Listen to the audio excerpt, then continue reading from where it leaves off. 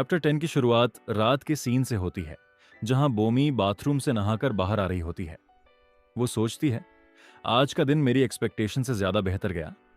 हाँ, शुरू में थोड़ा ऑकवर्ड था, लेकिन पीसी कैफे जाने के बाद जब हमने गेम खेला तो सभी एक दूसरे के साथ कंफर्टेबल हो गए। वैसे मुझे आज के लिए जिन्यूंग को थैंक्स करना चाहिए। वो जरूर जबरदस्ती माना होगा हैंग आउट करने के लिए हम सबके साथ। सीन बदलता है और हमें कोई भागता हुआ दिखता है। वो पर्सन एक डोर खोलता है, तभी उसकी छोटी बहन जिन्यूंग को फोन देते हुए कहती है, बिग ब्रदर, आपके फोन पर कोई मैसेज आया है। जिन्योंग फोन लेते हुए पूछता है, आखिर तुमने ये कब लिया? वो मैसेज चेक करता है और इसके बाद बोमी के फोन पर जिन्योंग की कॉल आती है। बोमी कॉल उठाती है और कंफ्यूजन में कहती है, हेलो। जिन्योंग कहता है, व्हाट्सएप।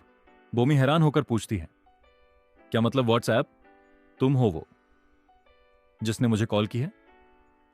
जिन्योंग कहता है, तुमने मुझे मैसेज भेजा।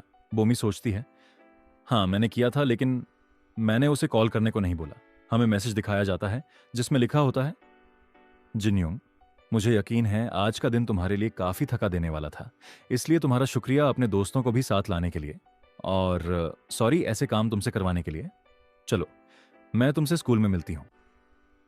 तभी जिन्योंग की छोटी बहन फोन पर कहती है, बिग ब्रो, वो कौन है? क्या टीचर है? बोमी पूछती है, वो कौन था? क्या तुम्हारी छोटी बहन है? जिन्योंग कहता है, हाँ मेरी सबसे छोटी बहन। बोमी कहती है, तो तुम्हारे पास छोटे भाई बहन हैं? जिन्योंग जवाब देता है, हाँ मुझसे छोटा एक भाई और सबसे छोटी एक बहन।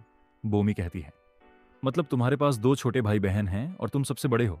जिन्योंग कहता है, हाँ। बोमी कहती है, मैंने कभी इमेजिन नहीं किया था कि तुम्हारे छोटे भाई बहन होंगे। सच कहूं तो मैं जेलस हूं, क्योंकि मैं अपने घर में अकेली हूं। मेरे कोई भाई बहन नहीं। वैसे तुम्हारे भाई बहन कितने साल के हैं? जिन्योंग कहता है, भाई 10 साल का है और बहन 7 साल की। बोमी कहती है, वो तो काफी क्यूट होंगे। जिन्योंग कहता है, हाँ जब वो सो रहे होते हैं। फिर वो दोनों ऐसे ही बातें करने लगते हैं, पर कुछ टाइम बाद बोमी सो जाती है। इसके बाद सीन शिफ्ट होता है स्कूल में, जहां आर्ट रूम में बोमी और जिन्योंग सफाई कर रहे होते हैं। बोमी पूछती है, क्या तुम अपने भाई बहन के साथ अच्छे से रहते हो? क्या तुम उनका ध्यान रखते हो? जिन्योंग कहता है, वो काफी फाइट करते हैं, पर मेरी बात सुनते हैं, तो मुझे आदत है उनका ध्यान रखने की। बोमी कहती है, क्या सच में? मैं इमेजिन नहीं कर सकती कि तुम बच्चों का ध्यान रखते होगे। जिन्योंग कहता है, क्या मतलब? मैं बच्चों का अच्छे से ध्यान रख लेता हूं। फिर सफाई खत्म होती है और बोमी जाते हुए पूछती है, क्या तुम्हारे पास अपने भाई बहन की फोटो है? ज्यून कहता है, हाँ, क्या तुम्हें देखना है? बोमी कहती है, हाँ दिखाना। जैसे ही बोमी गेट खोलती है, बाहर सारे आर्ट रूम की सफाई करने वाले मेंबर्स खड़े होते हैं। बोमी हैरानी से पूछती है, क्या तुम सब हमारा वेट कर रहे थे? ग्यूरी कहती है, आज आर्ट रूम साफ करने का आखिरी दिन है, तो चलो हैंग आउट करते हैं जब तक बेल नहीं बजती। बोमी सोचती है, ओ मुझे तो याद ही नहीं था। लगता है जिन्योंग भी मेरी तरह भूल गया था। फिर सब बैठकर स्नैक्स खा रहे होते हैं। ग्यूरी पूछती है, बोमी, हमारे आने से पहले तुम आर्ट रूम में जिन्योंग से क्या बात कर रही थी? बोमी कहती है, मैं जिन्योंग से उसके यंगर सिबलिंग्स की फोटोज दिखाने के लिए कह रही थी। ये सुनकर सब चौंक जाते हैं कि जिन्योंग के छोटे भाई बहन हैं। जिसके बाद जिन्योंग उनको उनकी पिक्चर्स दिखाता है, जिसमें वो दोनों काफी प्यारे लग रहे होते हैं और सभी उनकी तारीफ करते हैं। तभी बोमी का ध्यान जेमिन पर जाता है, जो चुपचाप तस्वीरें देख रहा होता है। बोमी पूछती है, जेमिन, क्या तुम्हारे पास भी छोटे भाई बहन हैं? जेमिन चौंक जाता है और नर्वस होकर कहता है, नहीं मेरे को सिबलिंग्स नहीं है। एक लड़का कहता है, पर जेमिन को देखकर लगता है उसके भाई बहन होंगे। ग्यूरी कहती है, हाँ तुम सही कह रहे हो, जिमिन को देखकर लगता है उसके पास यंगर सिबलिंग्स होंगे। जिमिन कहता है, ऐसा कुछ भी नहीं है, मैं अकेला हूं। फिर वो ऐसे ही बातें करने लगते हैं, जहां बोमी जिमीन को देखकर सोचती है, ऐसा लग रहा है जिमीन ज्यादा खुश नहीं है। उसे ऐसा सोच में डूबा देख जिन्योंग थोड़ा कंफ्यूज होता है। इसी के साथ हमारा सीन शिफ्ट होता है क्लासरूम की तरफ, जहां टीचर सभी स्टूडेंट्स को उनकी सीट्स चेंज करने को बोल रहे होते हैं।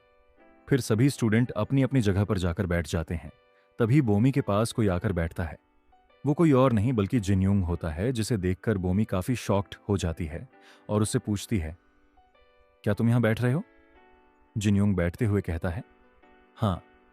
तभी ग्यूरी पीछे से कहती है, क्या तुम दोनों साथ में बैठ रहे हो? वैसे ये तुम दोनों के लिए काफी अच्छी बात है क्योंकि तुम दोनों कपल जो हो। ये सुनकर बोमी शर्मा जाती है और सोचती है, ओ माय गॉड, कपल? अगर अब मैं इस बारे में सोचूं तो सभी क्लास में ये बात जानते हैं, मैं तो इस बारे में भूल ही गई थी। वैसे अभी तक मैंने कपल वर्ड पर ध्यान नहीं दिया था, पर अगर मैं अब सोचूं तो ये सुनने में थोड़ा ऑकवर्ड है। इसके बाद हमें सियोन दिखाई जाती है जो एहजून को अपने सामने बैठा देख कहती है, ये अच्छा है, अब मैं तुम्हारे पीछे छुप पाऊंगी। तभी उसकी नजर बोमी और जिन्योंग पर जाती है, जिन्हें साथ में बैठा देख वो कहती है, क्या वो दोनों साथ में बैठे हैं? ये सुनकर उसके पास बैठा लड़का कहता है, मैंने उसके साथ अपनी सीट चेंज कर ली। झूनग ने मुझसे पूछा था सीट चेंज करने के लिए।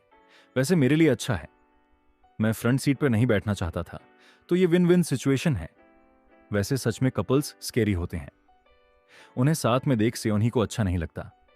फिर इसके बाद हमें जीमिन दिखाया जाता है जो बोमी और जिन्योंग को साथ में बैठे देख सोचता है, ये दोनों साथ में कंफर्टेबल लग रहे हैं पर ये थोड़ा।